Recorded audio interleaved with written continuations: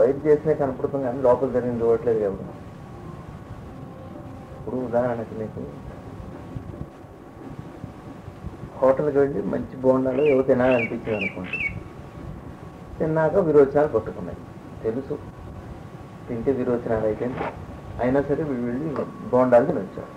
నేను హోటల్లో బోండాలు తిన్నా నాకు విరోచనాలు అనేది చెబుతాడు డాక్టర్, తెలుసు వాడికి అయితే ఏం తెలుసు, అయినా సరే అంటే ఈ లోపల చేస్తే వాడికి పని లేదు, బయట వరకే చూస్తున్నా.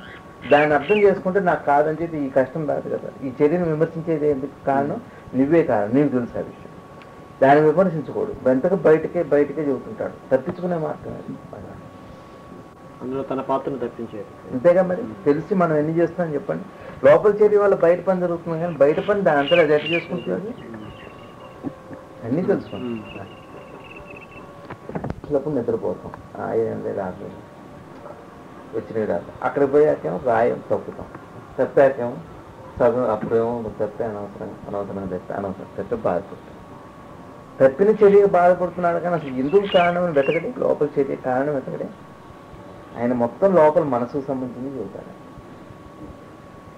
అయితే ఆ విధంగా మనం చర్య యొక్క మొత్తం ప్రక్రియను అవగాహన చేసుకుంటే దుఃఖం నిరాశ అనేవి ఉండవాలి. ఇంకెందుకు బాధపడటం ఉండదు. చదవలేదు కాబట్టి తప్పానని ఆ సత్యం వాడి దృష్టిలో ఉంటే ఏడవటం ఎందుకు, ఫలితం కోసం.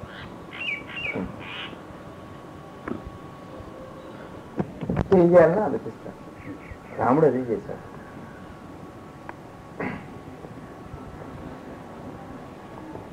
వాళ్ళు ఇట్లా ఉంటే దాన్ని అనుభవించాలంటే నోట్లో పెట్టుకోవాలి. ఇటు చూస్తుంటే ఏమర్థం అవుతుంది, అంతే చూసినా స్వీట్ అంతే ఉంటుంది.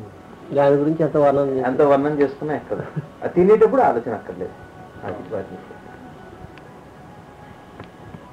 లోపల వస్తువుని అనుభవించడం అంటే అలా ఆలోచించేవాళ్ళు లేకపోతే ఉన్నట్టుగా అర్థం. గురువుగారు అన్న మన జగ్గపేట వాళ్ళు ఏదో ఒక రోజు వస్తే బాగుంటుంది, చూడండి ప్లాన్ చేయండి మన గురు పౌర్ణమి ప్రక్రియకు ఫలితం భావం అన్నారు. భావం అంటే అర్థం ఏంటంటే ఒక నిర్ణయానికి వచ్చిన తర్వాత ఉన్నది భావం. ఆలోచనకు ఒక రూపం, ఒక నిర్ణయానికి వస్తానప్పుడు మీకు మీ గురించి మీ మీద బ్యాడ్గా ఎవరో తిట్టారని ఎవరో చెప్పారు, నా గురించి తిట్టడం ఏంటి, నా గురించి తిట్టడం అనుకుంటారు, ఆలోచిస్తారు. ఇక తిట్టాడని కన్ఫర్మ్ అయిన తర్వాత ఇక వాడు మంచివాడు కనుక అది భావం. ఇంకా ఇది కన్ఫర్మ్ అయిపోతుంది. ఒక కంక్లూజనే భావం అంటే. ఆలోచనకి ఏది కారణం, జ్ఞాపకం. పొద్దున ఎవరో చెప్పారు మీరు అర్జెంటుగా నందిగా వెళ్తున్నారు వార్త కోసం, వెళ్తుంటే రమేష్ గారు అర్జెంటుకి కలిసి మిమ్మల్ని ఈనాడు శ్రీనివాసరావు తిట్టుకుంటూ తిట్టారంటారు. అట్లా అంటారు, వెళ్ళిపోతారు. ఇప్పుడు టైం లేదు మనకి. రాత్రికి వచ్చి కాలు చేతి కడుక్కొని కుర్చీలో కావి దాచుకుంటే గుర్తొస్తుంది, రమేష్ గారు గుర్తొస్తారు, శ్రీరాజ్ గారు గుర్తొస్తుంది, తిట్టిన ఇక మొదలవుతుంది. మొదలయ్యాక చివరికి ఒక కంక్లూషన్కి వస్తారు, ఇక నుంచి ఆయన కలవద్దు మనం, ఓ భావం ఇక మనం కలవద్దు అని అయిపోతుంది. ఇది జ్ఞాపకం ఆలోచన కారణం, ఆలోచన భావన కారణం అంటున్నాం. ఈ ఆలోచన భావానికి సంబంధించి చాలా డెప్త్గా మీరు అవగాహన చేసుకోవాలి, లేకపోతే చాలా కష్టమైంది, చాలా ఇంపార్టెంట్ అయింది అన్నారు. అంతేగా మరి. నాకు ఆయన మీద మంచి భావం లేదంటాం కానీ మంచి ఆలోచన లేదన్నాం కదా. నాకు ఆయన మీద మంచి భావం లేదంట. అదే ఒక్కోసారి ఆలోచన భావన ఒకే ఈక్వల్గా ఆలోచన అంటే అర్థం ఏంటంటే ప్రెజెంట్ టెన్స్ అనుకోండి. ఆలోచన ఎప్పుడు కంటిన్యూస్ గా ఉండేది, భావం స్థిరపడేది, భూతకాలం, దానికి ఆలోచన అక్కర్లేదు. భావం మార్చుకుంటే మంచిది అంటారు అంటే అర్థం ఆలోచన వర్తమానం అంతే.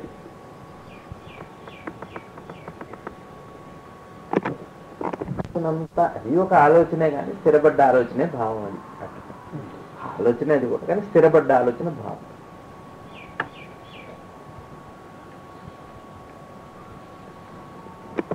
రావడానికి కారణం ఫస్ట్ నరాల కదలిక అన్నారు. ఎవరు? నరాలు ఆ మృత సమాచారాన్ని కదిలిస్తాయి, కదిలియటం వల్ల అది ఒక ఆలోచనగా వచ్చింది, మనసుకు అందిద్ది, మనసుకి అందే. అంతేగాని మృతం అంటే అర్థం ఏంటంటే అడుగులు ఎక్కడో ఉంటుంది అని. మృతం అంటే చచ్చిపోతుంది, పక్కకు పడుతుంది. నిక్షిప్తం. ఆ పక్కన ఏదో మనం పర్సులో డబ్బులు పెట్టుకున్నట్టుగా సపరేట్. ఎప్పుడు ఏ ఆలోచన రాదు, ఏది ఉందో అది వస్తుంది. సందర్భాన్ని బట్టి వస్తుంది. ఇప్పుడు మీరు అన్నం తింటున్నారు అనుకోండి, ఎప్పుడు పెళ్లి భోజనం గుర్తొస్తుంది. నేను నెట్టిన వెళ్ళేప్పుడు పెళ్లి భోజనం గుర్తొస్తుంది. సందర్భాన్ని బట్టి దాంట్లో లింక్ ఉంటుంది. అది ఎందుకు వస్తుందో అది అట్లనే వస్తుందని నాకు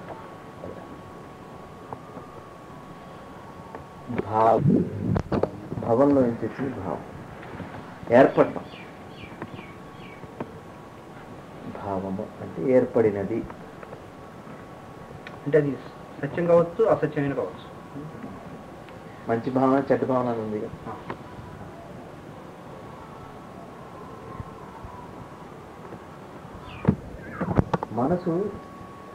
మనసు చర్యని అది విడగొట్టి చదవదు. మనస్సు చర్యని నిగ్రహించినప్పుడు, మనస్సు చర్యని నిగ్రహించినప్పుడు అనుభవంతో నిమిత్తం లేని క్రియ జరుగుతుంది. అంటే అర్థం ఏంటి? మనసు ఏం చేస్తుంటుంది? ఏదో ఒక ఆలోచన చేస్తూనే ఉంటుంది. దాన్ని మనం నిగ్రహించలేమనుకోండి, ఆపలేదనుకోండి, అప్పుడు ఏమవుతుంది? మీ అనుభవంతో సంబంధం లేని ఒక ప్రక్రియ జరుగుతుంది.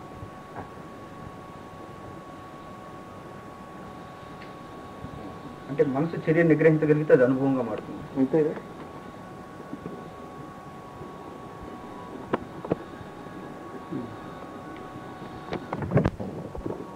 అనుభవం అంటే అనుభవంలోకి వచ్చేది, గచ్చిపోయింది అనుభూతి.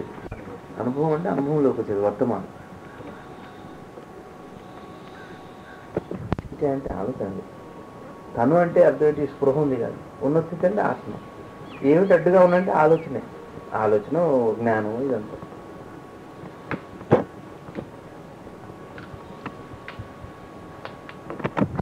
ప్రతి వస్తువు చైతన్యంగా ఎందుకుంటే మనకు కనపడటం కోసం.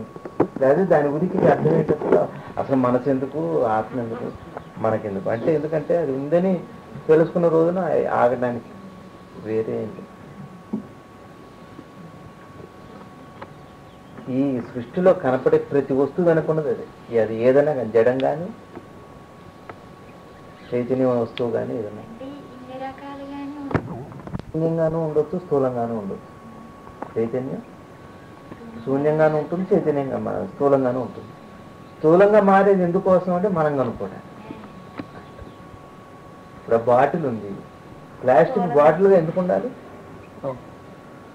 ప్లాస్టిక్ బాటిల్గా ఎందుకు ఉండాలి? ఎందుకు ఉండాలంటే మన ఉపయోగం కోసం అంతే. లేదా దానికి అవసరం లేదు, దానికోసం దానికి అవసరం లేదు. మన ఉపయోగం కోసం అది బాటిల్గా, మూటగా ఉంటుంది, గ్లాస్గా ఉంటుంది, స్టీల్. కాబట్టి ఇవి మారినవే అంతే. అందుకంటే భగవంతుడు గురువు దీంతో నేను మీరు అడిగారు త్వరపడదు ఔదార్యం ఔదార్యవర్ధన్యులు వారు ఓదార్చపడదు. అది అంటే ఇంకే ఓదార్పు విలువ తెలుస్తుంది వాళ్ళకి అప్పుడు అని కాదు. ఎప్పుడైతే దుఃఖం వస్తుందో ఆశ్రితం ఉంటుంది. ఎవరిని ఆశ్రయిస్తాడంటే తీర్చేవాడిని ఆశ్రయిస్తాడు. తీర్చేవాడు ఏం చేస్తాడు? ఓదారుస్తాడంటే నా అనుగ్రహం వాళ్ళ మీద ఉంటుందని చెప్పడం. అంతేగా? భగవంతుని అనుగ్రహానికి పాత్రలు అవుతారు. అలా తర్వాత రెండోది ఏంటంటే ఆ ఉన్న లక్షణాలన్నీ ఓదార్చబడుదురు అంటే సమూలంగా తీసివేస్తారు. జన్మల ఆహిత్యం అన్నమాట. మనం ఎండాకాలం రోడ్డు మీద పోతుంటే చల్లగాలి తగిలినట్టే ఇన్వైటెడ్ అనండి. ఆ పోతున్నంతసేపు మళ్ళీ అక్కడికి పోయాక మామూలు ఇగో ఇదే అనిపిస్తుంది. టచ్ అయింది అతనికి చాలా. ఎందుకు? ఏ సంస్కారం వల్ల అతనికి అనుభవం అయింది. అనుభవాన్ని వర్ణించడానికి పూర్వజ్ఞానం లేదు, పరజ్ఞానం లేదు. దీన్ని పెట్టే చోట వాడు బుద్ధి పెట్టి పారేశాడు. దీన్ని మాత్రమే స్వీకరించను ఏదో వాడికి ఏదో అనంత శూన్యం దర్శనమైంది కాబట్టి అలాంటి శూన్యం అన్నాడు. అది ఇంకోటి లేదన్నాడు. అది ఇక అంటే వాడు రామకృష్ణ పరమహంసలాగా ఒక ప్రాసెస్లో అన్ని లోకాలు చూసుకుంటూ వెళ్ళి అనంత శూన్యాన్ని దర్శించటం కాదు ఆయన. ఇతనికి ఏమో డైరెక్ట్గా ఏదో మరి స్పీడ్ అయిందో ఏదో వచ్చా ఏదో మొత్తానికి అది అనుభవం కానీ వెలుతురు అట్లా ఉండదండి. వెలుతురు కూడా భావనే. మళ్ళా చూడటమేగా. మళ్ళా తను తాను ఎట చూసుకుంటుంది అంటారు భగవాన్. ఓ దీపాన్ని చుట్టానికి ఒక దీపం కావాలంటారు ఆయన. అంటే అది వెలుతురు కాదు, చీకటి కాదు, అది ఉంటుంది అంతే. మీరు చెప్పి బాగుంటుంది దేవయాకి చూడాలి. అంధకారంలో మనం చూసుకోవడానికి ఉపయోగపడేది ఆత్మశక్తి అంతే. ఎలా తెలుస్తుంది? మన గురువు గారు అదే జోక్ చేస్తున్నాం. అదే లైట్ వేయమన్నారు, చిన్న లైట్ ఆ ముందు రూమ్లో అన్నారు కల్లూరులో. అంటే వెతికితే కనపడలేదు. కనపడకపోతే వెలగట్లేదు అనుకుంటా స్వామి అంటే, ఏం లేదు రావణ గబుక్కున మరి నాకు కనపడాలిగా, నేను కనపడకపోతే అందుకని లైట్ వేయమన్నారు. నేను ఎక్కడున్నా నాకు తెలియాలి కదా, కానీ ఆ మాత్రం కొద్ది లైట్ అంతే. నేనేమన్నా అంటాను జోక్ మళ్ళా. అదే ఎంత అర్థం ఉంటుందో మళ్ళీ. నాకు నేను ఎక్కడున్నా తెలియాలి కదా అంటున్నాను, అందుకు లైట్ కావాలి. కొంచెం లైట్ ఉన్నా చాలా అంతే ఫీలింగ్. ఇంగ్లీష్ మాటలు చెప్పాలి జరిగితే తెలుగు మాటలు చెప్పాలి. ఎవరు వచ్చారు ప్రెస్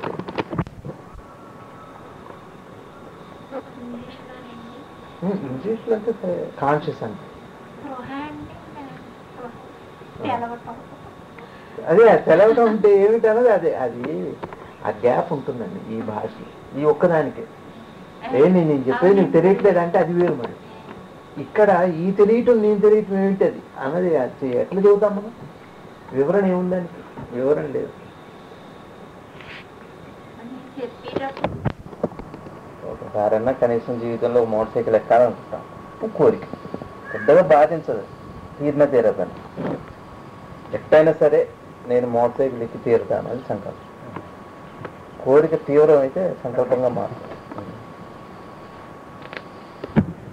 అయితే భావంగా మారుతుంది. ఆలోచన వేరు, భావం వేరు. ఆలోచన అంతా అయిపోయిన తర్వాత ఫైనల్ డెసిషన్కి వస్తాం, అది భావన నిలబడి. అట్లానే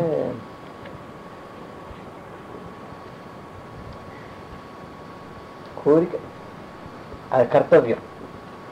కర్తవ్యం అనేది నిన్న రాశారు ఆ పుస్తకంలో, విష్ణు సుమిట్ వాళ్ళు తెచ్చారు. కర్తవ్యమే పరమ దుఃఖం అంట. అంటే కర్త నేను కర్త అనుకోవటమే పరమ దుఃఖం అన్న. నేనే చేస్తాను, నేనే చేయాలి అనుకుంటాను. కర్తృత్వ భావనే కర్తవ్యంగా మారుతుంది. కర్తృత్వ భావన ఎప్పుడైతే వచ్చిందో అదే ముందు పరమ దుఃఖం అన్న. అంతేగా.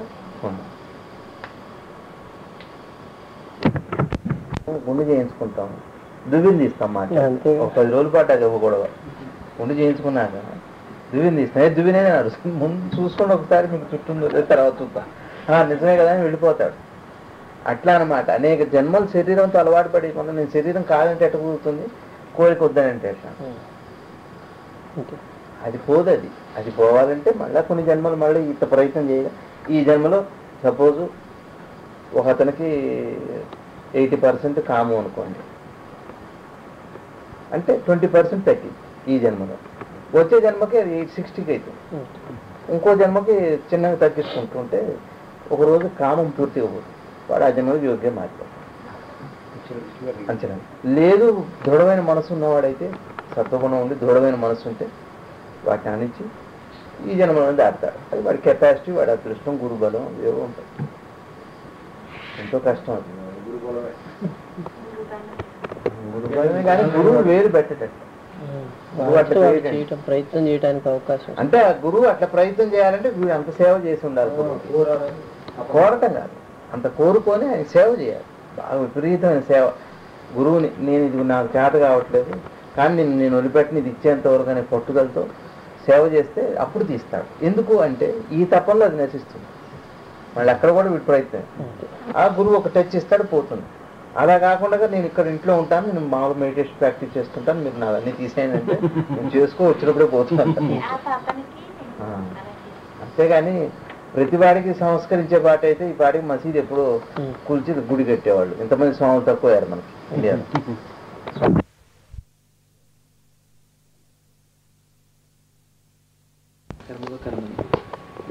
అంటే మీరు పని చేస్తున్నారు, ఆ కర్మలో పని ఆ కర్మ అంటే పని. ఆ పనిలో పని లేకపోవటాన్ని గుర్తించడం అంటే అర్థం ఏంటంటే ఇది ఆత్మ సంబంధించిన మాట.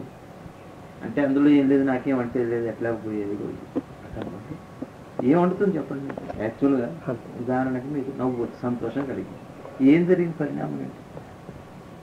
అదొక నవ్వు అనే సంతోషం అనే ఒక ఫీలింగ్ మనకు యాడ్ అయింది, అది ఉన్నది కాదు, అది ఏమి జరిగింది లేదు. కర్మ అకర్మ అసలు జరిగింది కర్మలా కనపడుతుంది కానీ జరిగింది ఏంటి?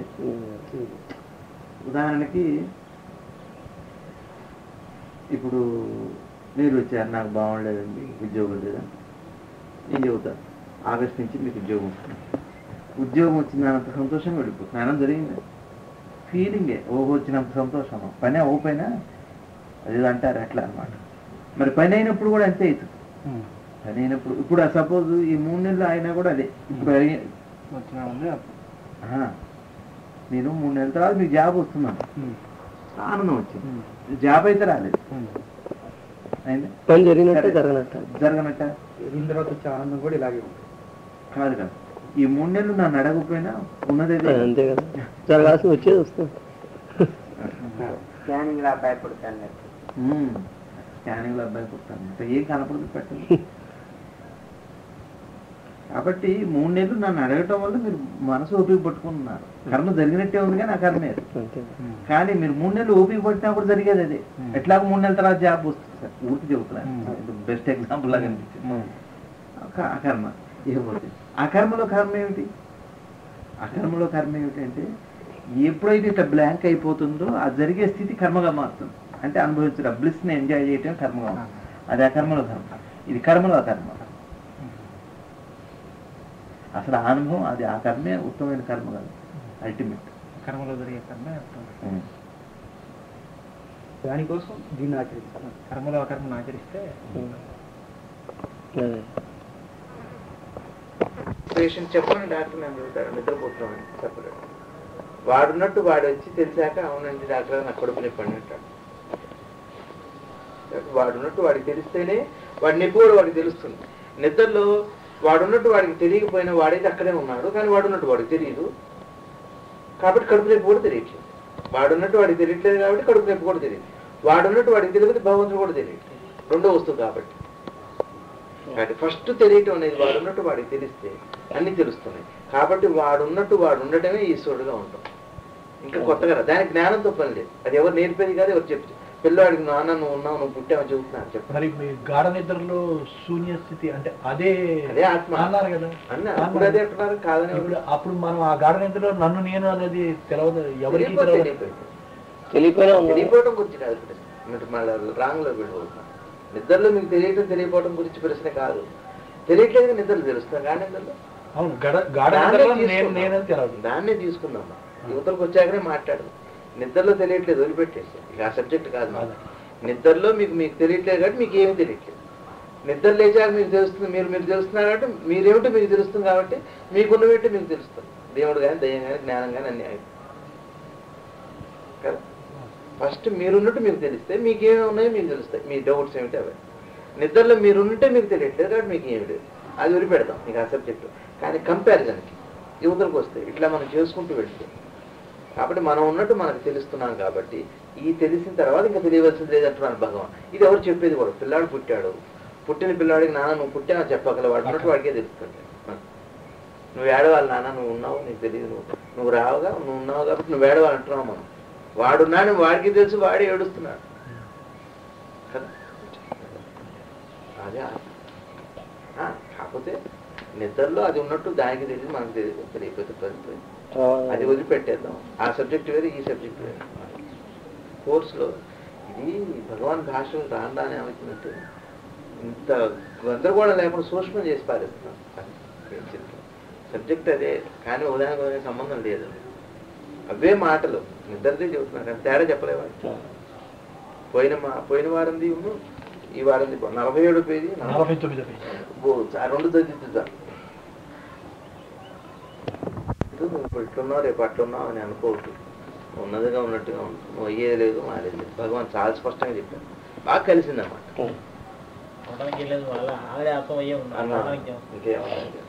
అందుకనే జ్ఞానంతో పని లేదు. జ్ఞానం అంటే అర్థం ఏంటి? నీకు తెలియంది నీకు అనుభవంలో నేను తెలుసుకోవడం జ్ఞానం.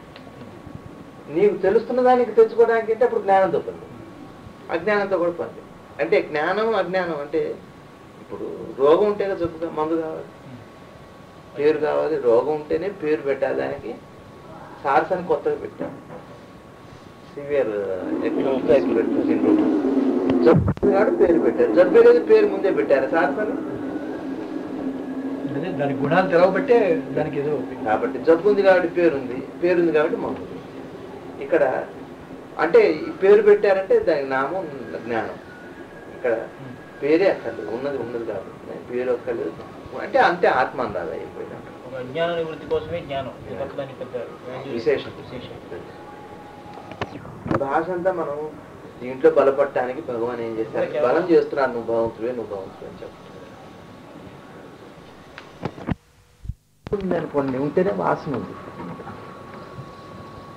పువ్వు లేకపోతే వాసన ఎక్కడుంది? కాబట్టి పువ్వు సత్యం, వాసన సత్యం అంటే ఎట్లా సత్యం అంటారు? పువ్వు ఉండగా వాసన సత్యం ఎట్టయితుంది? వాసన ఉండగా అంటే ఇందుచేత అది అసత్యమైందా, కానీ అది లేదు, అది తప్పు అని కాదు. అవునా కాదు? తీసుకుంటే సత్యం, దీంతో కలిపి తెలుసుకుంటేనే సత్యం అది. కాబట్టి అది అందుకు అది సత్యం, ఇది ఇందుచేత అసత్యం. బ్రహ్మాన్ని పరిగణలోకి తీసుకోకుండా ఆలోచిస్తే అసత్యం. పరిగణలోకి తీసుకున్నాక ఏమవుతుందంటే అన్ని దాంట్లో పుట్టి దాంట్లో లయిస్తున్నాయి కాబట్టి వాడికి అది అసత్యంగా ఉంటుంది. ఎందుకంటే ఎందుకు ఆయన అదే చెబుతున్నారు, ఏది సత్యం అని అంటే మనకి ఇప్పుడు నేనని చెబుతున్నాం, మన భగవాన్ టాకు అది. ఇప్పుడు నేనని చెబుతున్నాం, నిద్రలో కూడా కళ వస్తే నాకని చెబుతున్నాం. పెళ్ళైనట్టు కళ వచ్చింది అంటున్నాం, అయితే నాకు పెళ్ళైనట్టు కళ వచ్చిందంటే నాకని చెబుతున్నాం అక్కడ కూడా. మరి ఆ నేనెవరు, మరి ఇప్పుడు ఈ కాని నేనెవరు అంటున్నారు భగవాన్. అంటే జాగృతంలో ఉన్న నేనేమో నిద్రలో ఉన్న నేను కాదంటున్నాను. ఎందుకంటే రాత్రి పెళ్ళైనట్టు అదంతా వస్తుంది, రాత్రి పెళ్ళైనట్టుగా వస్తుంది. అంటే పొద్దున పెళ్లి కానీ నాకు తోసేసింది, ఇది ఉంది ఇప్పుడు ఈ స్పృహ. రాత్రి నేను పెళ్లి చేసుకొని ఉంటుంది, హాయిగా ఉంటుంది. పొద్దున్న లేవగానే ఈ నేను ఓ రాత్రి నాకు పెళ్ళి అయినట్టు కాలు వచ్చింది, ఆ నేను తోసేస్తుంది. పొద్దుట నేను రాత్రి నేను తోస్తే రాత్రి నేను, ఇప్పుడు ఈ రెండు ఏ నేను అంటున్నారు భగవాన్. అయితే రెండు నీళ్ళకి ఆధారంగా ఉంది నేనే సత్యం, ఈ రెండు అసత్యం, రెండు మాయ, ఈ రెండు మారేవి కాబట్టి అసత్యం.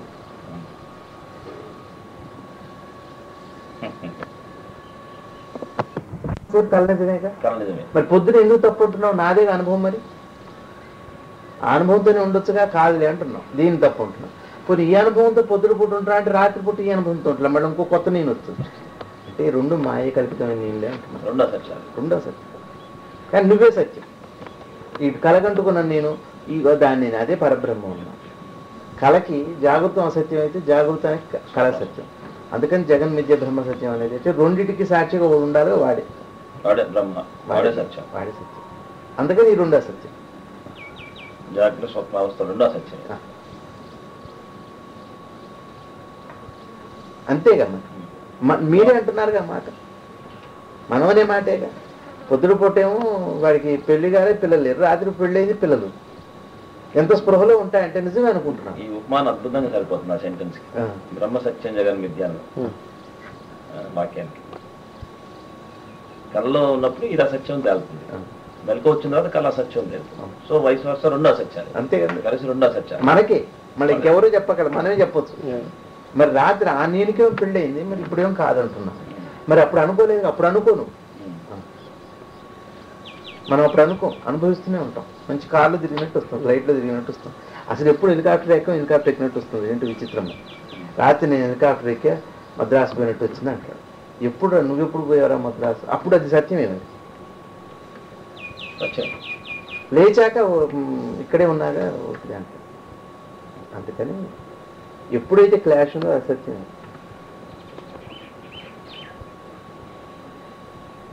ఈ నేను అనేది ఇంతవరకు సత్యం అంటున్నారు భగవాన్. అందుకని ఈ నేను నా స్పృహ, నీ అనుభవం అయితే మరి ఆ నేను నీవేగా, మరి ఈ నేను నువ్వేగా, మరి ఏది అనుభవం అంటున్నారు. కాబట్టి అసత్యం అది. కాబట్టి జగన్ మిథ్య అంటే అదే. అప్పుడేముంటున్నారు? అజ్ఞానమే. అజ్ఞానమే కారణ శరీరం ఉంటున్నారు.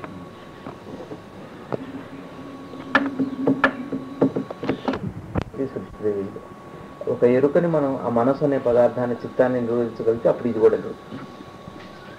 ఇప్పుడు ఉదాహరణకి నిద్రపోయాం, నిద్రలో మనకి మన ఊరు లేదు, మన గ్రామం లేదు, నేను లేదు.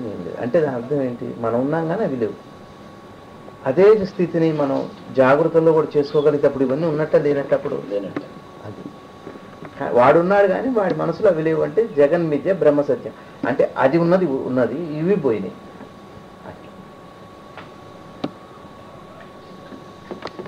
అయినటువంటి ఆనంద స్థితిని మళ్ళీ ఇప్పుడు గుర్తు తెచ్చుకుంటే చాలా సత్సంగాల్లో కూడా ఇదే. అదే చెప్పాను. ఆలోచనలు ఆగిపోయిన తర్వాత మనసుకి ఇంకా అది బోధపడుతుంటుంది. ఇది తెలుసుకోవడానికి ఉండదు. ఎరుక అనే లక్షణానికి దాని ఎరుక బోధపడుతుంది. ఇప్పుడు మనకు ఎరుక ఉంది, ఈ ఎరుకకి మనసులో ఆలోచన ఆగగానే దాని స్పృహ దీనికి తెలుస్తుంటుంది అనమాట. ఈ మనసు అనే దానికి ఎరుకకి ఎరుక అర్థమవుతుంది. అది ఎరుకకి సహజ ఎరుక అర్థమవుతుంది. ఎరుక రావాలంటే ఏం చేయాలి? మన ఎరుక ఏమైంది? ఇప్పుడు అనేక వాటి మీద ఉంది. మన ఎరుక అనేక వాటిని గ్రహిస్తుంది. అన్నిటిని వదిలిపెట్టేసి ఎరుకగా ఉంటే అప్పుడు ఏమవుతుందంటే దాని వెనుకున్న మూలమైన ఎరుకని ఇది పొందుతుంటుంది. ఇది నేను 3 సార్లు మనం అనుకున్నాం. బయటి వాటిని అందుకోవడం మానేస్తే లోపల అందుతుంది.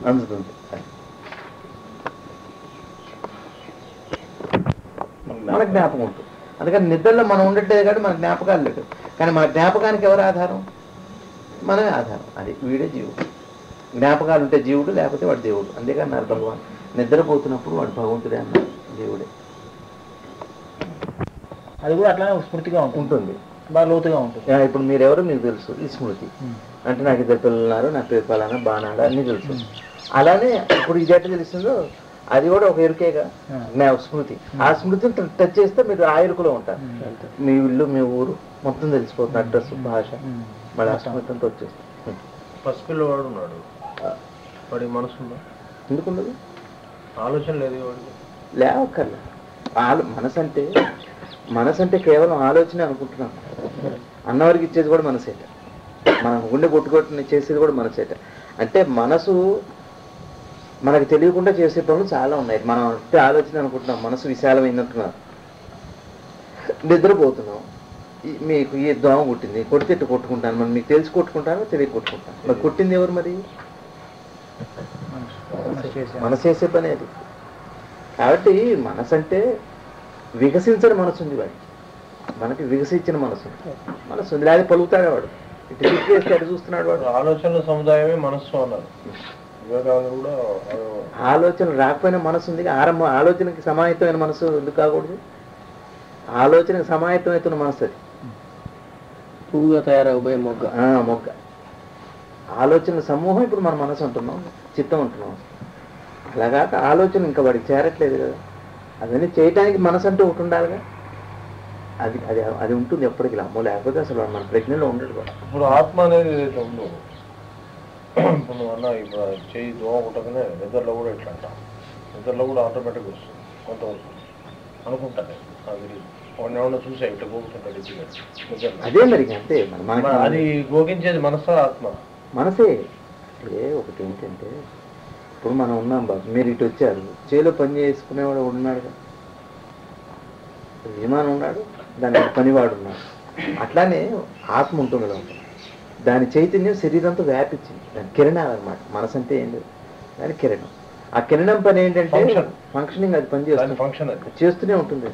దానికి కోరిక లేదు, ఇచ్చలేదు, అవి ఇష్టం లేదు. మీ మనసు ఉన్నా లేకపోయినా మనసు పని ఏంటంటే ఈ శరీరం. ఇప్పుడు ఆయిల్ ఉంది, ఇంజిన్లో పోయంగానే స్టార్ట్ చేయగానే నడుస్తూనే ఉంటుంది. అది అనుకుని నడుస్తుంది శక్తిగా. అది వెళ్తుంది, ఇంజిన్లోకి వెళ్ళగానే సర్క్యులేట్ అవుతూనే ఉంటుంది, మోటార్ నడుస్తూనే ఉంటుంది. పెట్రోల్ అయిన మనిషి అయిపోతుంది. ఈ పెట్రోల్ అనుకోదు. అట్లానే మనసు కూడా పెట్రోల్ లాంటిది. దానికి ఇచ్చలేదు, గుండె నడవాలి, గుండె అయిపోవాలని ఉండదు. ఎక్కడన్నా అబ్స్ట్రక్షన్ వచ్చిందంటే మనసు అక్కడ పనిచేసి చచ్చిపోతుంటాడు. మనసు అంటే శక్తి అనమాట, ఎనర్జీ. ఈ నేననే స్పృహకి చిత్తంగా ఉంటుంది. దాని నుంచి కిరణాలు ఇట్లా పోతుంటే శరీరంతో వ్యాపించింది ఎట్ ఏ టైం. దాన్ని చూడాలంటే యోగంలో కుంభకం చేస్తే ఆ శక్తి ప్రవాహం చూడొచ్చు. మనం స్పష్టంగా తెలుస్తుంటుంది ఆ శక్తి ఎట్లా ప్రవహిస్తుంది, ఎక్కడ అణువులో దాన్ని తీసి మనం అనుభవించవచ్చు. అది మొత్తం వ్యాపించింది, ఎక్కడ సందు లేకుండా వ్యాపించింది. దాని పనికి అదే అన్నం వరికించడం అంటే అదే. అన్నం వరికించడం అంటే అది బిజీగా ఉంటుంది ఏంటి? అట్లా ఉండదు. క్యాజువల్గా మొత్తం వ్యాపించి ఉంటుంది. ఎక్కడ ఏం పని జరగాలో, కరెంటు మనం మెయిన్ వేయంగానే కరెంటు రాగానే టీవీ నడుస్తుంటుంది, ఫ్రిడ్జ్ నడుస్తుంది, జరుగుతుంటాయి. వ్యాపించిన కరెంటే ఇదే. అక్కడ ఏం వసతి ఉందో ఆ వసతి ప్రకారం జరుగుతుంది. ఇక్కడ ఈ లోపల ఆత్మ అనేటువంటి ఒక చిన్న పదార్థం. ఇది ఏంటంటే బ్యాటరీలో ఉండే శక్తి లాంటిది. సెల్స్ శక్తి. భగవంతుడు ఏం చేస్తాడు, సెల్లు పెట్టలే ఇక్కడ, సెల్లు పెట్టకుండా ఇంకా లేటెస్ట్ టెక్నాలజీ ఇక్కడ శక్తి పెట్టాడు. ఈ శక్తిలోంచి వ్యాప్తం వస్తుంటుంది. అది బయటికి వ్యాప్తం అయ్యేటప్పుడు నేను ఉంటుంది, అదే గొడవ, అదే నేనుగా మారుతుంది. నేననేది కూడా అదే. లోపల ఉంటే బ్యాటరీ లోపల ఉంటే వెలుగు కాదు, బయటకు వస్తే బయటకు వస్తే పసివాడి ఆత్మ ఉంది, పెరిగిన వాడి ఆత్మ ఉంది, మహనీయుల ఆత్మ ఉంది, యోగుల ఆత్మ ఉంది, ఆ పురుషులు మహాపురుషుల ఆత్మ, ఈ వాళ్ళ ఆత్మ ఉంది. ఇప్పుడు ఈ చిన్న పసివాడి ఆత్మ నుంచి నాబోటి వాడి యావరేజ్ హ్యూమన్ బీయింగ్ ఆత్మ వరకు, ఆత్మలో శక్తి కానీ దాని పదార్థం కానీ దాని యొక్క భేదమే లేదు. దాన్ని ఎక్వైర్ చేసే ప్రాపర్టీ కానీ ఏమైనా పెరుగుతుందా? ఏముండదు. సేమ్ టైం ఎరుకులో డిఫరెన్స్ తప్పితే పరిణామాలు ఏమి మాత్రం. ఆత్మను అనుభవించడంలో తేడా కానీ ఆత్మ మాత్రం సేమ్. ఆత్మ సేమే. ఏనుగులో అయినా కొండలో అయినా సృష్టి అట్లా లేదు అసలు. ఇక్కడ ఒక చిన్న మాట ఒకటి ఉంది. మనం ఏం చేస్తున్నాం అంటే మనిషిని చూసేటప్పుడు మనిషికి మళ్ళీ ఆత్మ ఉంది అనుకుంటున్నాం. అటు సముద్రం లాగా ఉంది. కొడతా అనుకుంటాను దాన్ని. అనంతంగా వ్యాపించింది ఒక నదిలాగా. ఒక నదిలో అక్కడ ఒక బుడగ వేరు, ఇక్కడ బుడగ వేరు. ఒక చిన్న అలటు పోతుంటుంది, ఒక మూలలో టప కొట్టుకుంటూ ఒక అల పోతుంది. ఒక అల పెద్దగా ఇటు వస్తుంటుంది. ఆధారం ఒకటే అల, ఒకటే నది, కానీ ఈ అల ఏమో మనకి పెద్ద గంభీరంగా పెద్ద అంటాం. అటేమో చిన్న అల ఇటు ఒక మూలకు వెళ్తుంది. దానికి ఈ చిన్న అల, దానికి ఆ పెద్ద అల రెండింటికి ఆధారం. కాబట్టి ఇక్కడ విచ్ఛిన్నంగా లేదు, అఖండం. ఆత్మ అఖండమైనప్పుడు ఇక్కడ మేము ఒకసారి లోపలికి వెళ్తే అప్పుడు ఏమవుతుందంటే అది అనంతంగా ఉంటుంది. అది అనంతంగా ఉంటుంది.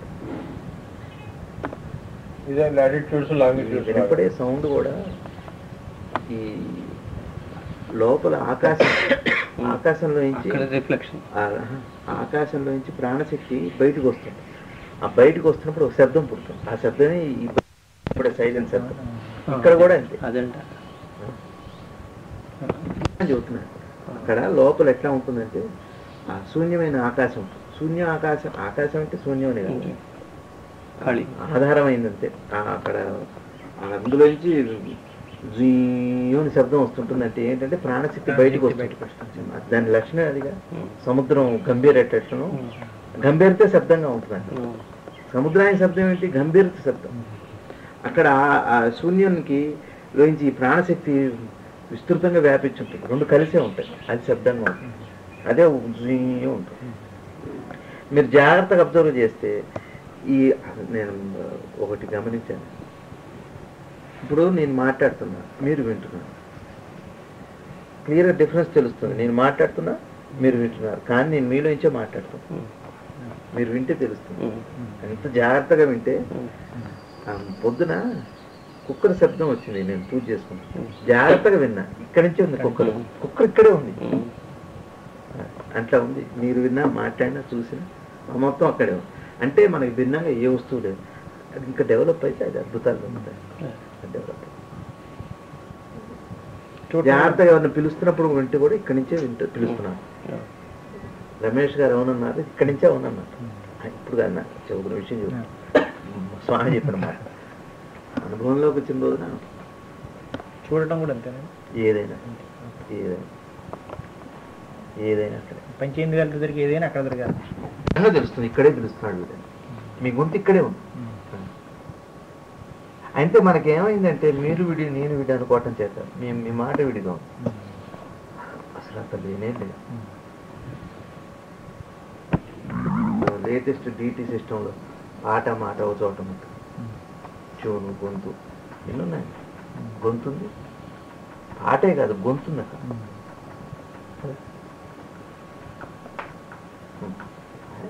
యోగశాస్త్రం అద్భుతమైన అర్థం కావాల్సింది. రాజయోగం చదువుకుంటున్నారు గురుగారు. బాబా అని పిలిస్తే ఆయన గట్టి వినపడింది. డిస్టెన్సే లేదు అసలు డిస్టెన్స్ లేదు. అందులోనే పుట్టింది. అందులోనే. ఇప్పుడు ఓ మహాసముద్రంలో ఎక్కడో తిమింగళం మునకేస్తే సముద్రానికి తెలియదు. చక్కగా చెప్పారు ఉదాహరణ బాబా మన వివేకానంద. ఎట్లాంటిదంటే ఒక చీకటి ఉంటుంది అనుకోండి. ఒక సున్నాకి వృత్తం లేకుండా కేంద్రం ఉంటే మనిషి, సర్వత్ర కేంద్రం అయితే దేవుడు. ఆయన సున్నాలంటే వాడు, వీడు సున్నాలంటే వాడే. ఈ సున్నా గీత లేకుండా కేంద్రం ఉంటేనే మనిషి. భగవంతుడు కూడా సున్నా ఉండదు, చుట్టూ గీత ఉండదు, కానీ కేంద్రం అంతా కేంద్రమే ఉంటున్నాడు. మొత్తం అంతా కేంద్రమే. ఈయన కేంద్రంతో కూడిన సున్నా గీసుకున్నాడు. ఆ గీత తీసుకోకపోతే ఈ బోత్ ఆర్ సేమ్. అద్భుతాలు జరుగుతాయి. ఎక్కడ ఏకం చేయగలిగే శక్తి ఒక మంత్రానికి ఉంది. అందుకే మంత్రశాస్త్రం. లింక్ ఇట్ లింక్ అది కలిసినప్పుడు వాడు అందులో భాగం అవుతాడు. అసలు మెరికల్స్ ఎట్ట చేస్తారో బాగా చెప్పారు. అంటే ధారణ, ధ్యానం, సమాధి 3 కదా ఉన్నాయి. ముందు ధరించాలి. ధరించడం అంటే ఏదో వస్తువుని ధరిస్తాం. ముందు ధరించాక ఆ పదార్థం యొక్క అర్థం మిగిలి పదం పోతుంది. పదం మీద అర్థం లేదు. అర్థం మిగుల్చుకొని దాని మీద ధ్యానం కుదురుతుంది. ఆ ధ్యానం కుదిరినప్పుడు అందులో లయం అవుతాడు. అదే సమాధిగా ఉంటుంది. ధ్యాన ధారణ సమాధులు ఎట్ ఏ టైం ఒకసారి జరిగితే అదే మహత్యంగా ఉంటుంది. గురువుగారు చెప్పారు. ఇది ఎప్పుడు 4-5 ఏళ్ళ క్రితమే చెప్పారు. ఇప్పుడు ఇట్లా కూర్చున్నప్పుడు బహుశా అదే శ్రీచక్రం ఇచ్చినప్పుడు అనుకుంటా, రమణ ఇప్పుడు ఇది సీసాన్ని నువ్వు అంటున్నావు, దీని పదం అది, దీని అర్థం నీకు తెలుసు, లోపల ఉంది. అంటే సీసా అంటే నీళ్లు పట్టుకుంటాం. సీసా అనగానే మనకు అర్థం ఉందిగా. పదం వినగానే మీకు అర్థం స్ఫురిస్తుంది. అర్థం అంతర్భాగానికి సంబంధించి, పదం బాహ్య వస్తుంది కదా. అంటే నేనేం చేస్తానంటే అర్థాన్ని మారుస్తాను, నీకు పదం మారుతుంది అన్నా. ఇదే మెరికల్ అన్నమాట. వివేకానంద స్వామి అది చెబుతున్నాను. అంటే లోపల ధ్యాన ధారణ సమాధులు, ధారణ సమాధులు ఒకేసారి అయిపోయినప్పుడు సంయమనం జరుగుతుంది. అది సంయమనం పేరు. ఆ సంయమనంలో మన మనసు కలిస్తే అది సిద్ధిస్తుంది. ఏదంటే సంయమనం చేయాలి. ఎక్కడ సంయమనం చేస్తే మీకు ఆ సిద్ధి లభిస్తుంది. మీరు వాయువులో సంయమనం చేశారనుకోండి, వాయువు సిద్ధిస్తుంది. అగ్నిలో సంయమనం చేస్తే అగ్ని సిద్ధిస్తుంది. ఎదుటి వాడి చిత్తంలో సంయమనం చేస్తే వాడి గత స్మృతులు, వాడి జ్ఞాపకాలు, వాడి ఆలోచన. ఎదుటి వాడి మనసు మీద చేస్తే అదృశ్యం అయిపోతాడు. అందుకే ఫోటోలు రావు. కారణం అది నాకు అర్థమైంది. హీలింగ్ కూడా చేయగలరు. అట్లా ఏదైనా కాదు, దూరం కాలం లేదు. సంకల్పంతో 100 మైళ్ళ దూరంలో వాడి ఆరోగ్యం బాగుంది అన్న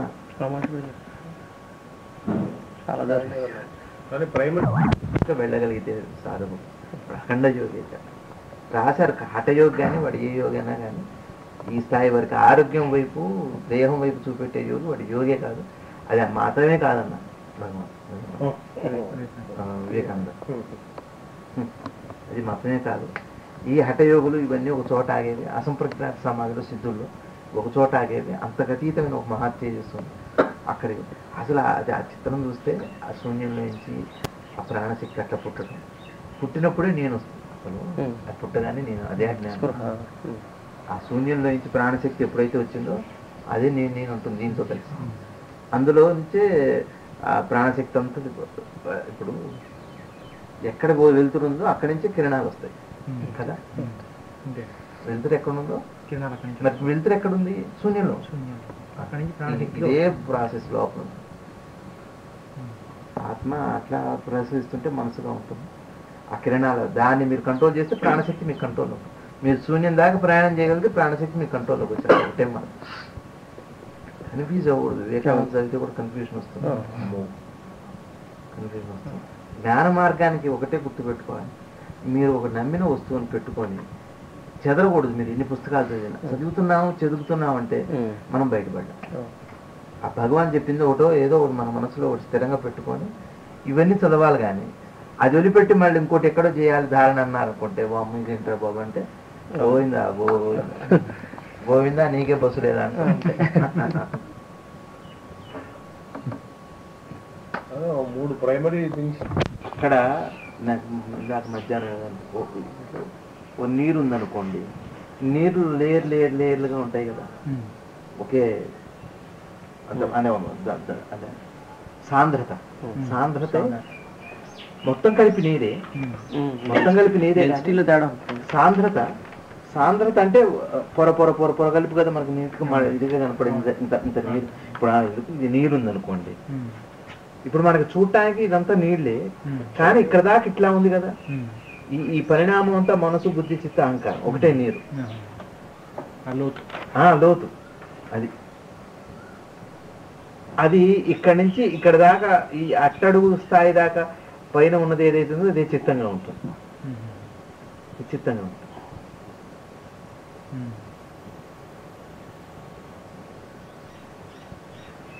పైన కదులుతున్నాయి. మనం అంతా పైనుంచి దాంట్లో నుంచి నేనుగా ఉండమని భగవాన్ సింప్లిఫై చేశారు. జ్ఞానం మారుతుంది. చాలా సింప్లిఫై చేసి అది ఇనిగా మారుతుంది. నువ్వు వెతకుంటున్నట్లా నాలెడ్జ్ కోసమే తప్పితే పరిణామం కోసం మనం ఏముందని పేర్లు పెట్టుకోవడం వాస్తవానికి దక్కర్లేదు. దీని ఫిజిక్స్ బాగా దగ్గర. ఏమంటున్నానంటే మీరు ఏదైనా చేయండి, ధారణ ఒక కొంతసేపు చేయగలగాలి. ఎప్పుడు కదా ఫలం వస్తుంది, ఏదో ఒక రోజు వస్తుందా? చెయ్యాలి. పొద్దున సాయంత్రం కొన్ని గంటలన్నా మీరు చేస్తే ధారణ సమాధిగా అదే ధ్యానంగా మారుతుంది.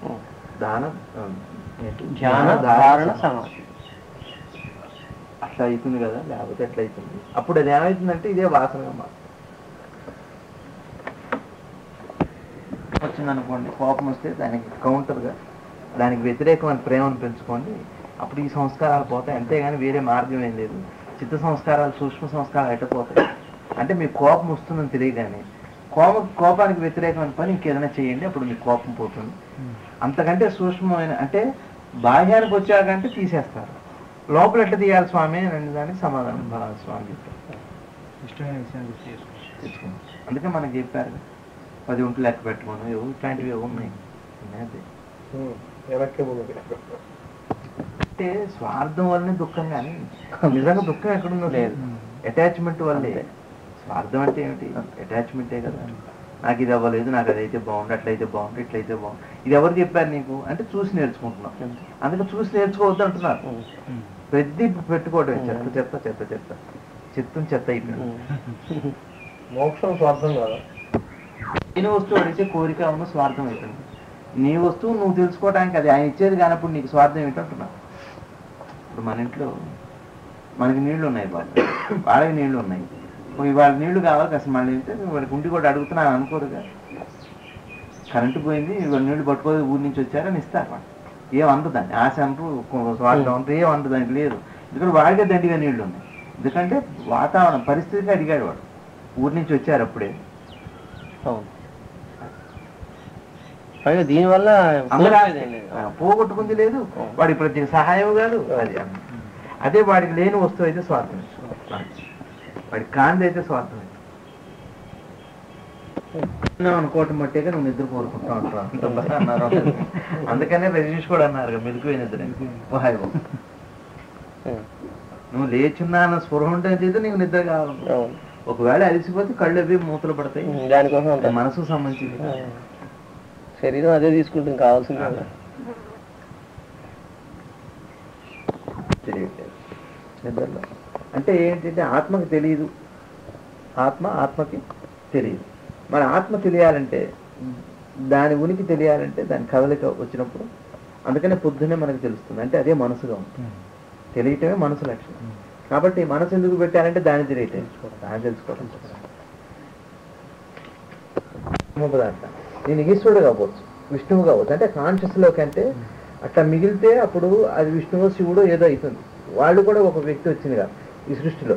అప్పుడేమైతే ఈయన లేడు, అప్పుడు ఈయన అప్పుడు లేడు, అందులో ఏకమైపోయాడు. అందులో ఏకమైపోయిన తర్వాత మనం కోరుకున్నట్టుగా మీరు విష్ణు అంటే గురుగారు విష్ణువుగా కనపడతారు, శివుడు అంటే శివుడుగా కనపడతారు. అప్పుడు ఆయన లేడు. కబీర్ దాస్ చెప్పినట్టుగా జో రామ్ హై ఓ కబీర్ నయో ఏదో అన్నారు. అలా అనమాట. అప్పుడు బయటకు వచ్చాక మళ్ళీ నేను విష్ణు అంటానికి లేదు. అట్లా అన్నాడంటే తప్పని వాడు. వాడు కానీ మీరు కానీ ఎవరో ఒకరైతే ఒక్కడే ఉండాలి అంతే. ఒకటే కాన్షియస్ ఉంటుంది, నేను కాన్షియస్ లేదు. నేను అక్కడ అయ్యి వచ్చా కాబట్టి నేను కృష్ణుడే, నాకు మీకెందుకు డౌట్, నాకైతే లేదనకూడదు. నీకేమో డౌట్ ఏమో నాకు అట్లా చెప్పకూడదు, తప్పదు. వివేకానంద కూడా చెబుతాను, స్పష్టంగా చెప్పారు నేను ఎవరిని కాదన్నా. ఎవరెవరు కాదన్నారు, ఒకటి ఎవరు వారే అన్నారు. ఇంకోమాట నాతో కారులో విజయవాడ నుంచి వస్తూ ఎవరు వాళ్లే కానీ వాళ్ళు కారు. బెండకాయ కూర వెంకాయ కూర బయట ఒకటి, లోపల శక్తి అవుతుంది. ఆయన బయట బెండకాయ వంకాయ ఆ పదార్థాన్ని అంత బాగా చూస్తే కానీ అర్థం కాదు. మనం ఏం చేస్తామంటే కలుపుతాం. మొన్న నాది ఉంది, ఇక భయం వచ్చేస్తుంది, కిందకు వచ్చేస్తుంది, కళ్ళు వస్తాయి అవన్నీ. అయితే అది దాటి కూడా వెళ్ళగలిగాయంటే మరి ప్రోగ్రెస్. అక్కడికి వెళ్ళాక మళ్ళీ అదొక ప్రయాణం. అట్లా నెమ్మది అదే జ్ఞాపకాలేమో మనిషికి ఉంటాయి, జ్ఞాపకం యోగికి ఉంటుంది. ఒకే జ్ఞాపకం ఉంటుంది. మనకి అనేక ఇష్టాలు ఉంటాయి, జ్ఞాపకాలు బహువచనం కదా.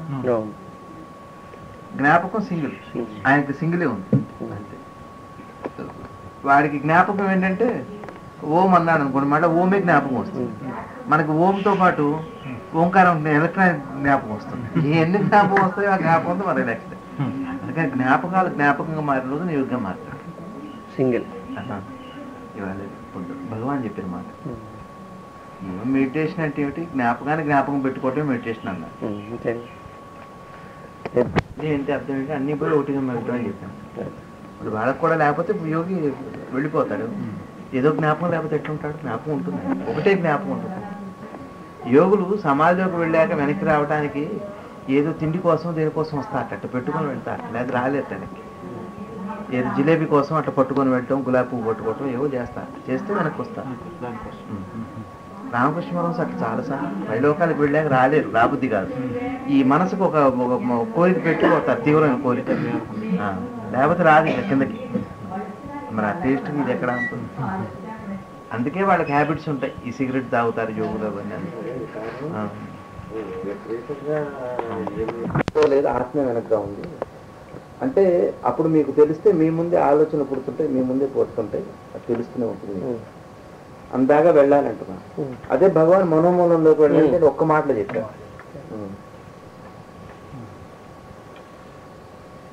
అంటే ఇది సూత్రం, అది ఎక్స్ప్లెనేషన్ గా పెట్టుకుంటే సరిపోతుంది.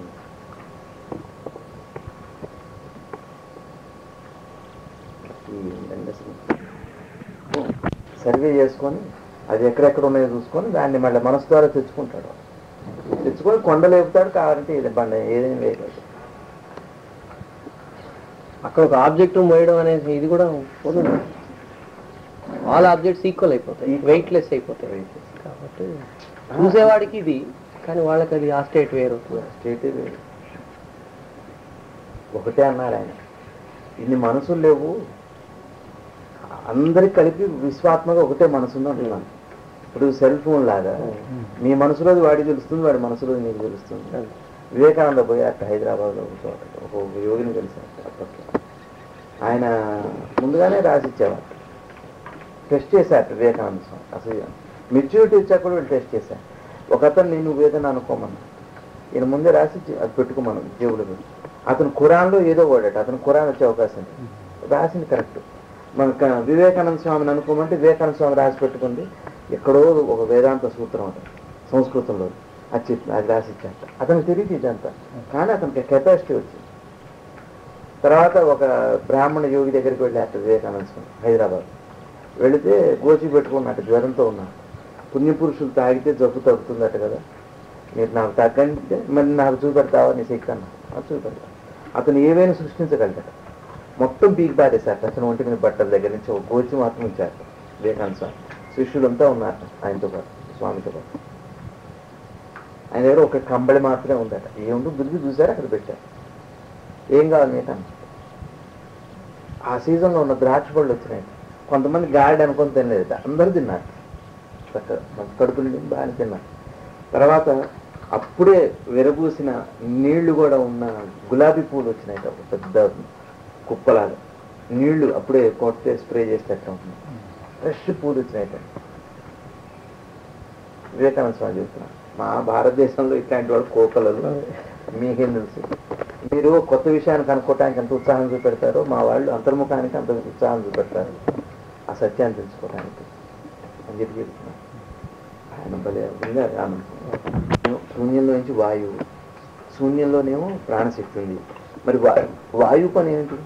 మనకి పోస్ట్ మ్యాన్ లాగా డెలివరీ చేయాలి కదా. అందుకే వాయువుకు చాలా ఇంపార్టెన్స్ ఉంది బాడీలో.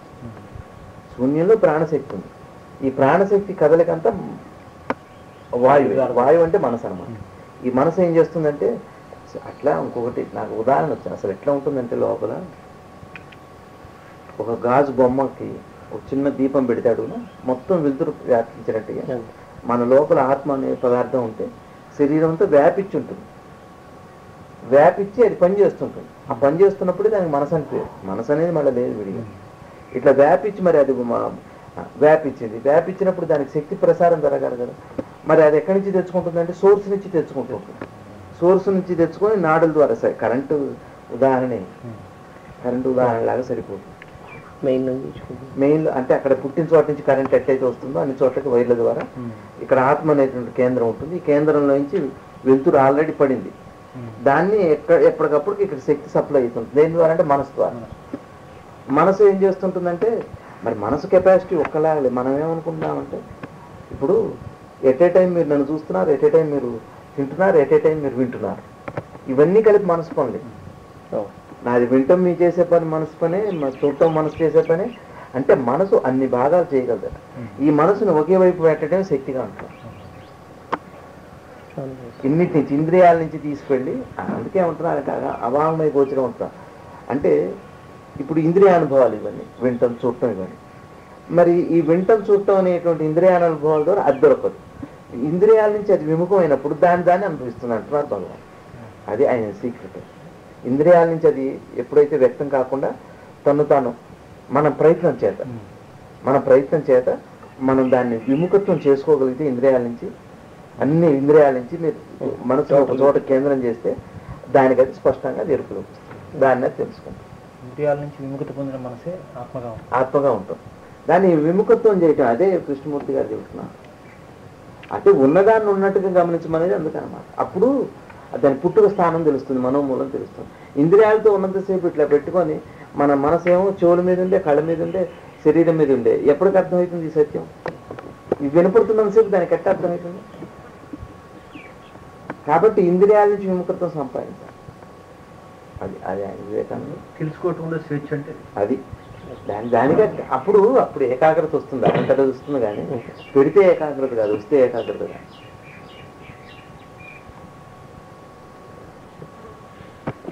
ఈ జ్ఞాపకాలన్నీ ఏం చేస్తాయంటే, మరి ఈ జ్ఞాపకం రాగానే ఆ జ్ఞాపకాలు 10 గుర్తొస్తూనే ఉంటాయి, లేపుతూనే ఉంటుంది. అందుకని ఏం చేశారంటే ఆ మాటలు పెట్టలేదు. పెడితే ఇప్పుడు సపోజ్ చిత్తం అనగానే మనసు, బుద్ధి, జ్ఞానం, అహంకారం మొత్తం లిస్ట్ రికార్డంతో వస్తుండే. ఎక్కడ వస్తాం మనం? ఎప్పటికి బయటపడతాం. అందుకని ఆయన ఏం చేశాయంటే ఇవన్నీ పెడితే వీడు ఇక్కును పడతాడు, ఈ పదాలు పెడితే అని. అందుకనేనండి ఏమీ తెలియని వాడికి ఈజీగా మొదలవుతుంది. చాలా ఈజీగా. మీకు ఒక జ్ఞాపకం వస్తే ఖచ్చితంగా ఒక జ్ఞాపకం వచ్చి తీరుతుంది. కావాలంటే ఘర్షణ పెరుగుతుంది. ఇప్పుడు మీకు మీ అమ్మగారు గుర్తొచ్చాను, నడువు నొప్పి గుర్తొస్తుంది. నడువు నొప్పి గుర్తొస్తే ఇంకో నడువు నొప్పి వాడు గుర్తొస్తారు.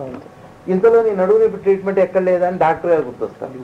ఈ డాక్టర్ గారితో పాటు వాడు అప్పుడు పోతే సరిగ్గా చూడలేని కోపానికి వస్తుంది. ఎటు పోతుందో తెలియదు. జ్ఞాపకం, అనేక జ్ఞాపకాలు ఒక జ్ఞాపకంగా ఉంటాయి. అదే తమాషా. అందుకని ఏం చెప్పారంటే, ఎప్పుడైతే మనం ఇవి పెట్టుకున్నాము అది కొంచెం మనకి వచ్చేది. అందుకని ఏం చెప్పారంటే గమనించండి, గమనించండి. ఉదాహరణకి మీరు ఏమన్నారంటే బకీట్ అన్నారు. మీరు బకీట్ అన్నారు, అదేమిటి? శబ్దం చేశారు. ఇప్పుడు నా చెవుల ద్వారా ఏమైంది? మనసుకు వెళ్ళింది. మనసులోకి వెళ్ళి అక్కడ బకీట్ అనే రూపాన్ని సృష్టిస్తుంది. ఇప్పుడు నాకు బకీట్ అర్థమవుతుంది, లేకపోతే అర్థం కాదు. నీ శబ్దం లేకపోతే నా దగ్గర ఇప్పుడు బకీట్ లేదు. అందాకెందుకు ఇప్పుడు నేను చెప్పమంటే మీకు బకెట్ గుర్తొచ్చింది, లేకపోతే ఇందాక బకెట్ ఉన్నాయి. బకెట్ లేదు. నేను ఎప్పుడైతే బకెట్ అని శబ్దం చేశానో ఎమ్మటే మీ మనసు గ్రహించింది, లోపలికి వెళ్ళి బకెట్ అనేటువంటి ఒక ఇన్ఫర్మేషన్ బయటికి లాగి బకెట్ మీ దృష్టికి తీసుకొచ్చింది. అవునా? ఇప్పుడు మీరేం చేశారు? అది గుర్తు రాగానే అవునండి అంటున్నారు. అవునండి అంటే ఏంటి? మీలో వచ్చిన ఇది ఒక పద్ధతి. ఇది బాహ్యంగా జరిగే పద్ధతి. బకెట్ నేనంటే మీరు విని మీకు గుర్తు రావటం. అలా కాకుండా లోపల ఈ బకెట్ అనేది ఆల్రెడీ ఉంది కదా మన లోపల, దానంతట అదే శబ్దం చేసుకుంటుందట చిన్నగా. అది ఓ పెద్ద మైక్రో, చాలా మైన్యూట్ వ్యవస్థ అనమాట. దానంతట అదే ఒక చిన్న శబ్దం. ఇదేమో పెద్ద శబ్దం. బకెట్ అని మీరు పెద్దగా అన్నారు, ఇప్పుడు నాలో పుట్టింది. నా ఆలోచన ఎట్లా ఉంటుందట, లోపల బకెట్ అనే శబ్దం, చిన్న శబ్దం జరుగుతుందట, మనసు చేసుకుంటుంది. అందులో నుంచి బకెట్ గుర్తొస్తుంది. మీకు అమ్మ అని ఒక శబ్దం మీ మనసు చేస్తుంది, లోపల మీ అమ్మగారు గుర్తొస్తారు. ఇది జరిగేది. లోపల జరిగేది బయట జరిగేది ఒకటే. అయితే బయట నుంచి జరిగేటప్పుడు బయట శబ్దం వస్తుంది, లోపలేమో శబ్దం వచ్చేది మనకు తెలియకుండా శబ్దం వస్తుంది. ఇంతే, పరిణామం ఒకటే. వివేకానంద స్వామి చెప్పారు అది చూడండి. అది కాబట్టి మీ లోపల ఏమవుతుందంటే, చూడండి మీ లోపల ఏమవుతుందంటే యాక్సిడెంట్ అంటారు. యాక్సిడెంట్ అనే లోపల ఒక శబ్దం జరిగింది, ఎమ్మటే ఆ యాక్సిడెంట్ తాలూకు వస్తుంది. అవునండి యాక్సిడెంట్ అయిందంటారు మీరు. మీని అది ఆయన చెప్పేది లోపల జరిగిన శబ్దం, వేద ఇవన్నీ కలిపి మీకు కనపడుతున్నాయి అంటున్నారు ఆయన. వివేకానంద స్వామి చెప్పింది అదే. అది చదవండి మళ్ళీ. ఆలోచన గతం నుండి ఉద్భవిస్తుంది. అది శబ్ద రూపాల ద్వారా, సంకేతాల ద్వారా, భావరూపాల ద్వారా. అంటే ఇప్పుడు మీకు బయటికి రావడానికి ప్రాసెస్ అనమాట. అవన్నీ ఉపయోగించాలి ఆయన. వివేకానంద స్వామి అంత స్పష్టంగా చెప్పారు, అవన్నీ చెప్పాలి. ఇంతే తేడా, విషయం అంతా అది. మీ లోపల లేకపోతే ఆలోచన ఎట్ట పుడుతుంది చెప్పండి. నేను అన్నాకనేమో లోపల తట్టి అక్కడ పుట్టింది. లోపల పుట్టాలంటే వివేకానంద స్వామి ఏం చెబుతున్నా అంటే, మీరే అనుకుంటారు, మీరు తెలియదు శబ్దం, మీరే ఒక శబ్దం చేస్తారు. అంటే అంత మైన్యూట్గా జరుగుతుంది అనమాట. లోపల వాయిస్ ఉంటుంది, లోపలే ఉంటుంది.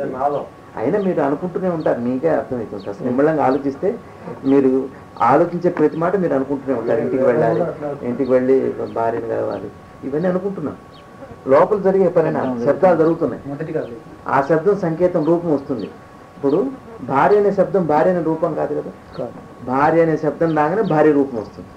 అదేం చేస్తుంది, సంకేతంగా మారి నా భార్య అండి అని మీరు నాకు చెబుతున్నారు.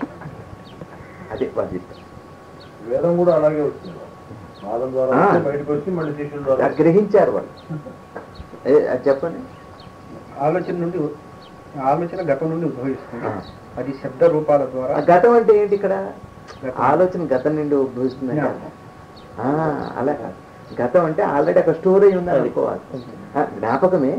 జ్ఞాపకం అంటే అక్కడ ఎట్లా ఉంటుందంటే, ఇప్పుడు మీరు ఈ ఒడ్లు నురుగురు పెట్టాక పోస్తుంటాం కదా, లెక్క లేకుండా పోసి పడేస్తుంటాం. స్టోర్ అనమాట. ఇది పడుతూనే ఉంటాయి. అదే గతం అన్నారు. పేరుకుపోతున్నాయి. గతం నుంచి పుట్టిందంటే ఆల్రెడీ ఉంది. జ్ఞాపకమే పెట్టారు అనుకోండి. గతం అంటే ఇక్కడ స్పేస్ అనుకోవాలి. గతం అంటే స్పేస్, ఒక ఖాళీ, ఒక బుట్ట లాంటిది, చిన్న బయటికి వస్తుంటాయి. అది శబ్ద రూపం ద్వారా, సంకేతాల ద్వారా, భావరూపాల ద్వారా వ్యక్తం. శబ్ద రూపాల ద్వారా. శబ్ద రూపం అంటే మీరు చెబుతున్నారు. ఇప్పుడు శబ్దం చేస్తే కానీ నాకు తెలియదు. సంకేతం సంకేతం అంటే నాకు సంకేతమే కదా. భావరూపం అంటే ఇప్పుడు మీ మనసులో నాకేదో చెప్పాలనుకుంటున్నాను, మరి నాకేదో తెలుస్తుంది, శబ్దం ద్వారా ఫస్ట్ వస్తుంది. అంతే. ఆ శబ్దం మళ్ళీ నాకు సంకేతం అవుతుంది. మీరు ఎప్పుడైతే ఏ సంకేతం ఇస్తారో మళ్ళీ నా లోపలికి అది బయటికి తీసుకొస్తుంది. మీరు ఏ మాట ఉపయోగిస్తే నాకు అదే కనపడుతుంది. మీరు నది అంటే నది కనపడుతుంది, నాకు ఏరంటే ఇది సంకేతం. ఇది సిగ్నల్స్. సంకేతం అంటే సిగ్నల్ అన్నమాట. యాక్టివేట్ చేస్తుంది. రిమోట్ కంట్రోల్ లాగా అనమాట. చాలా సూక్ష్మంగా ఏ ఛానల్ వస్తే తక్కువ పిక్చర్ దాదాపు మొత్తం అన్నీ వచ్చేస్తాయి. But one simple pressing. అయితే వాస్తవాన్ని పరిశీలించటం కానీ అనువదించటం కానీ చేస్తున్నంత కాలం భయం ఉండి తీరుతుంది. ఆలోచన వాస్తవాన్ని పరిశీలించటం కానీ అనువదించటం కానీ చేస్తున్నంత కాలం భయం ఉండి తీరుతుంది. భయం నుంచి పారిపోవాలంటే ఇది మార్గం కాదు. అంతే కదా మరి. అంటే వాస్తవాన్ని అంటే ఇప్పుడు వాస్తవం అంటే ఏంటి, జరుగుతున్న వ్యవస్థ, లోపల జరుగుతున్న వ్యవస్థని దానికి వెళ్ళాలంటే ఈ భయాలు ఇవన్నీ వస్తాయి ఆటోమేటిక్గా. ఏ పనికైనా అంతే. వాస్తవాన్ని చూడాలంటే కొంచెం ఒక రకమైన భయం. వివేకానంద స్వామి లోపలికి వెళ్తున్నప్పటికీ భయం వస్తుంది, గుబులు వస్తుంది, చెమటలు వస్తాయి, వణుకుడు వస్తుంది, రకరకాలు జరుగుతాయి. అంటే ఇక్కడండి పరిశీలించడం అనువదించడం అనే కాన్సెప్ట్ కాదు అంటే అర్థం ఉన్నదన్నట్లు స్వీకరించడమే, లేకపోతే ఒక్కటేనండి. వీళ్ళందరూ చెప్పేది ఒకటే మాట. ఒక సద్వస్తువు ఏదైతే ఉందో అందరిలో ఉందండి.